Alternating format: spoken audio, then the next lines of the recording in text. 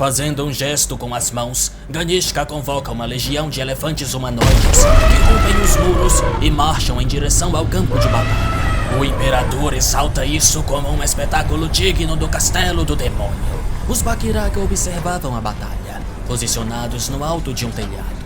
Silat, com uma expressão gélida, se questionava se seus olhos o enganavam. Monstros não paravam de brotar dali. Nesse momento, Arvine, em uma estrutura elevada, diz aos cavaleiros que abram caminho enquanto ele aponta seu arco na direção do imperador.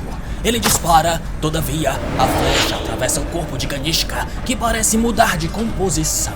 Era como se ele fosse névoa. Sua cabeça, em uma forma gigante e nebulosa, avança na direção de Arvine, que é lançado para longe junto de seus amigos. Ganishka, agora em uma imponente e colossal forma de neblina, ergue-se e encara seus inimigos de cima. Ele os desafia a sentirem o verdadeiro poder, e de seu corpo lança diversas ondas de relâmpagos que começam a carbonizar os inimigos. Mas Locus, com seu corpo metálico, permanece resistente e provoca o imperador, que não percebe aquela criatura voando no céu, sob o brilho do luar, onde a névoa não alcança.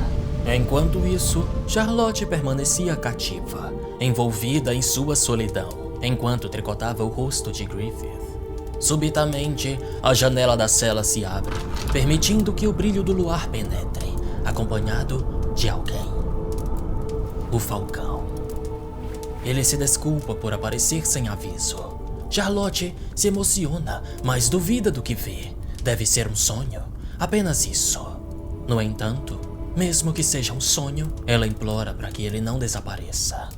Griffith, então, toca delicadamente sua mão. Percebe um pequeno furo no dedo, causado pela agulha, e pergunta: essa dor é um sonho? Em seguida, beija a ferida. Era um toque morno e reconfortante. A princesa então despertou, e Griffith permaneceu lá, a acolhendo em seus braços. Depois, Charlotte vai até sua criada, que dormia. Após acordá-la, a diz para se segurar na cama, e logo em seguida, o teto é destruído. Neste momento, Locus dá ordem para seus homens se retirarem, e eles o fazem, atravessando as paredes no caminho. Ganishka ficou completamente confuso. É quando ele percebe um buraco no teto da Torre do Renascimento. O ataque era apenas uma distração. O poder de visão do Imperador através da névoa permitia que ele observasse tudo o que acontecia na capital, mas seus domínios não se estendiam aos céus, onde Zod voava majestosamente. O apóstolo carregava a cama da princesa, enquanto o falcão repousava nas suas costas.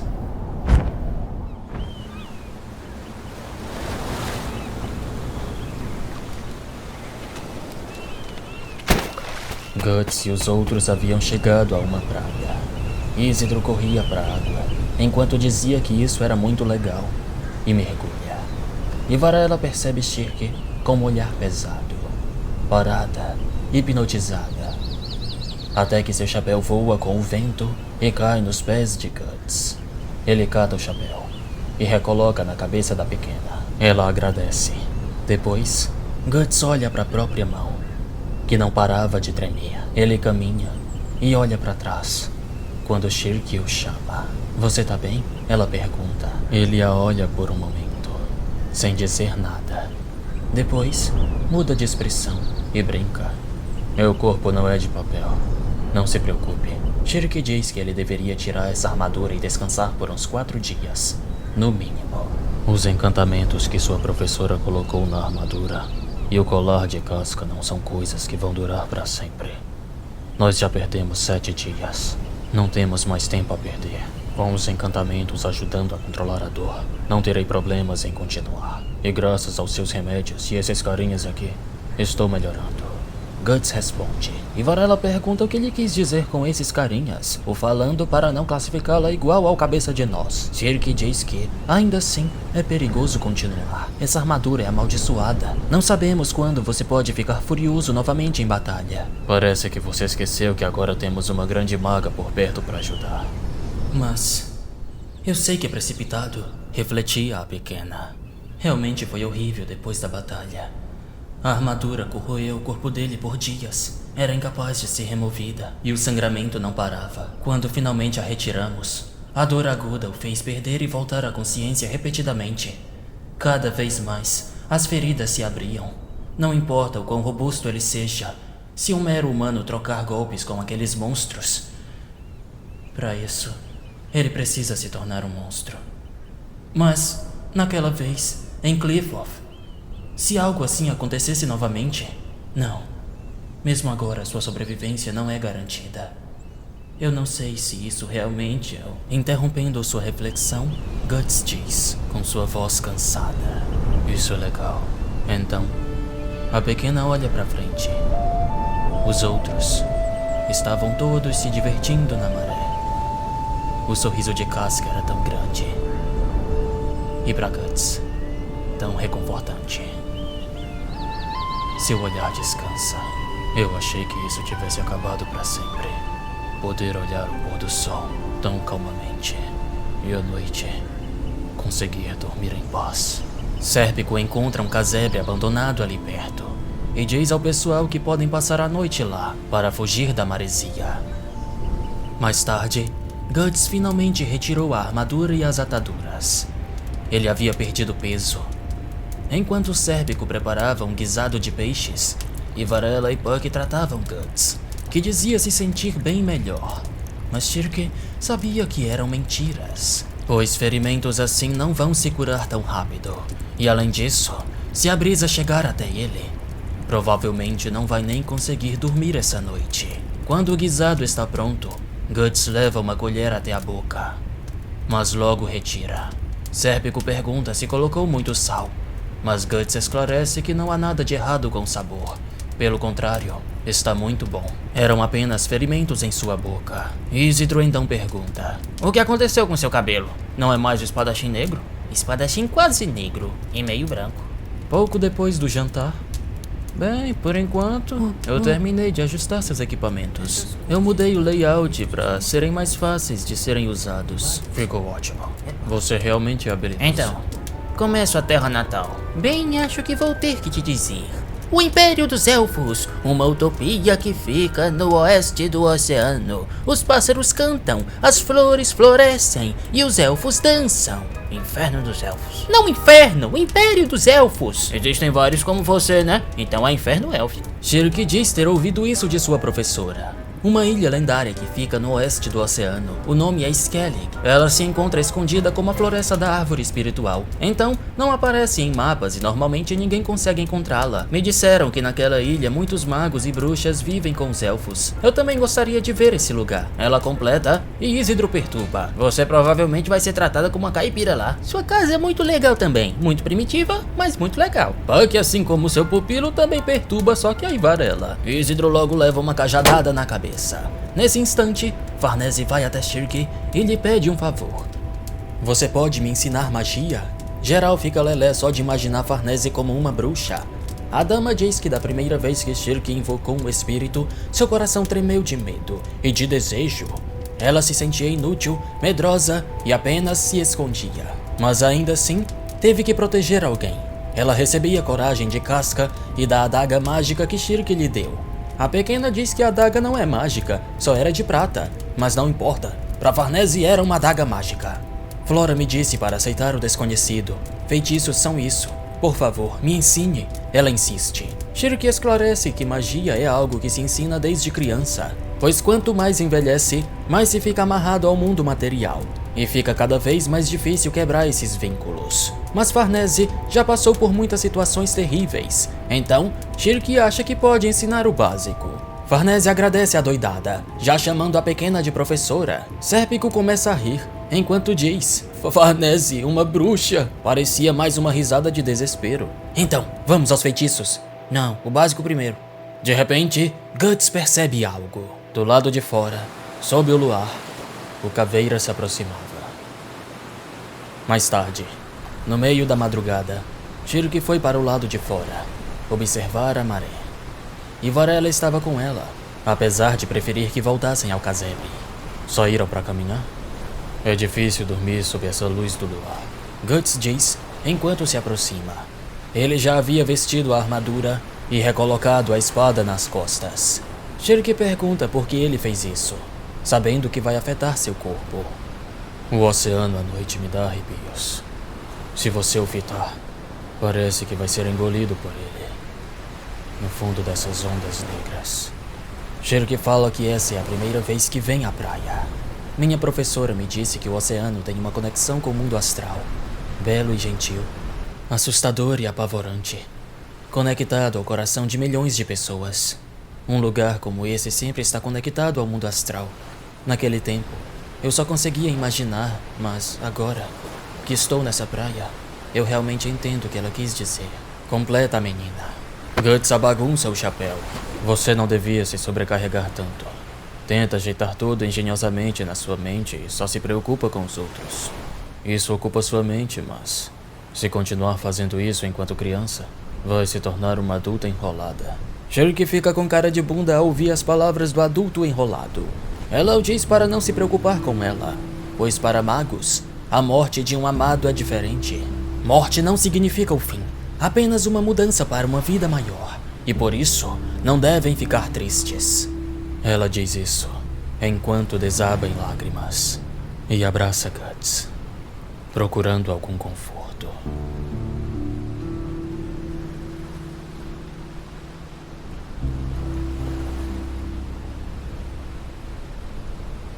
Shirk e Guts sentaram na areia. Ela diz que seu olho e nariz ardem por causa do vento salgado. Guts diz que, no seu caso, é o corpo inteiro. Shirk fala que ele já tá exagerando, e depois solta uma leve risada. E Guts abre um leve sorriso. De repente, Guts levanta. Alguém havia chegado. Então ainda está vivo, se é que pode se dizer assim. Digo mesmo a você. Respondeu o Caveira. Agora te devo muito mais do que devia antes. Mas enfim, o que tem pra hoje? Não veio só me fazer uma visita, veio? Já que está aqui, deve ter um apóstolo por perto. O Caveira o encara por alguns segundos, antes de dizer: Você já não consegue ver algumas cores. Sua língua perde o tato. Seus dedos estão cansados de tanto tremer. Como você sabe?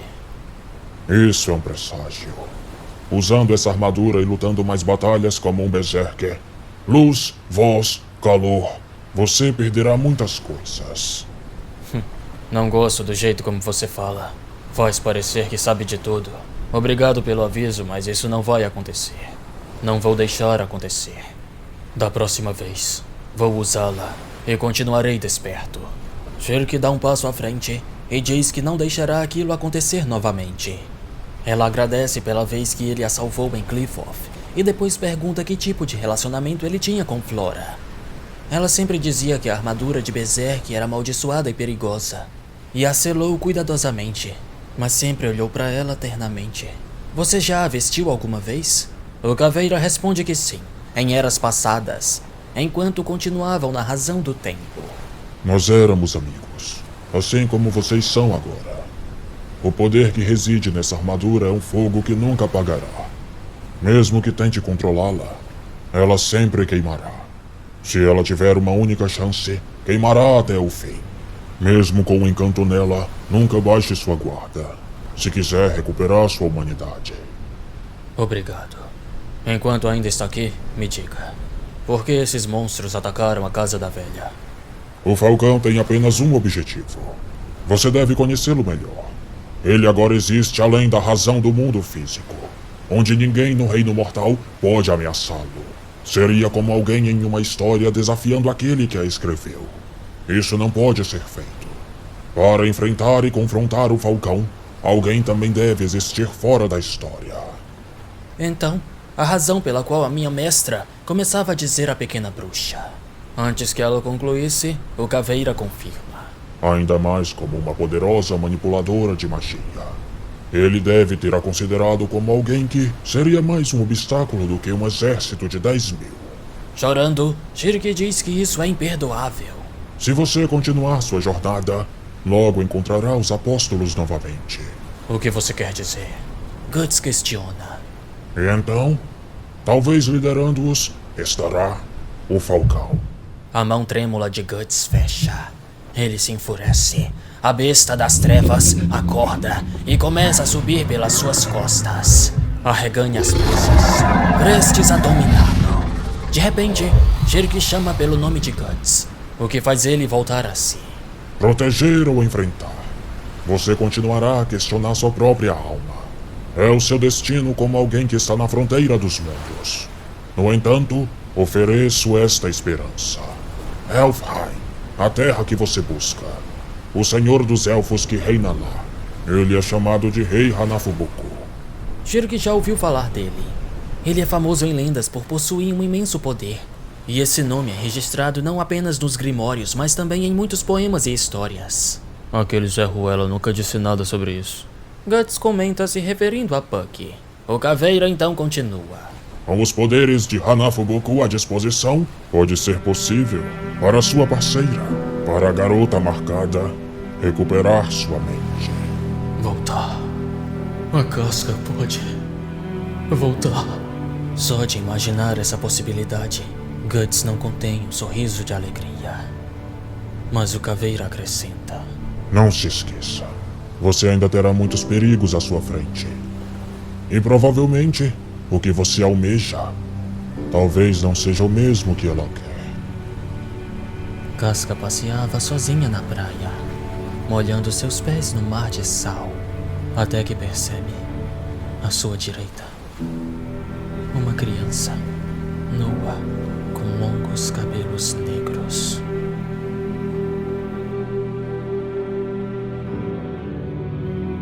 Muito obrigado por ter assistido a mais um episódio. Se puder, quiser e tiver coragem, mande um pix de qualquer valor para ajudar com o projeto, que teu nome aparece no final do próximo episódio. Novamente, apenas se quiser patrocinar o projeto. A chave tá na tela e escrita na descrição. Vou deixar no comentário fixado também. Seu like já é uma colaboração tremenda. Enfim, vamos aos nomes dos últimos patrocinadores. Rafael Florencio Falcão, Randy Matheus Silva, Gilberto Aparecido, Arnaldo Silva Filho, Lucas Batista Pedroso, Eustáquio Francisco Souza, Yuri de Jesus Martins, Lucas Silva Estevan, João Vitor Dias Peixoto, Luiz Guilherme da Silva Ferreira, João Paulo Moreira, Matheus Ultramere Mendes, Wesley da Silva Batista, Pedro Zevalder Souza, Cristian de Jesus Trindade, Diogo Albuquerque Ferreira, Cauã Maia Barreto, Luan Santinello Silva Dias, Pedro Vitor Moraes de Pinto, Patrick Della Via, Gabriel Carvalho Torquato, Alisson Gabriel Rodrigues da Silva, Juliano da Silva Cardoso, esse é o nome dourado pelo maior valor, obrigado, Jailson Freire Nunes, Areta Júlia Silva Alves Melo, Francisco Joelson Souza de Assis, Francisco Jadson Souza de Assis. O quê? Os caras têm o nome praticamente igual? Devem ser irmãos. Ricardo Vargas dos Santos, Caio Vinícius Villeforte Silva, Ricardo Vargas dos Santos, Vitor Leão Rocha Dantas, Rodrigo Caio! Acabou. Muito obrigado a todos e até a próxima.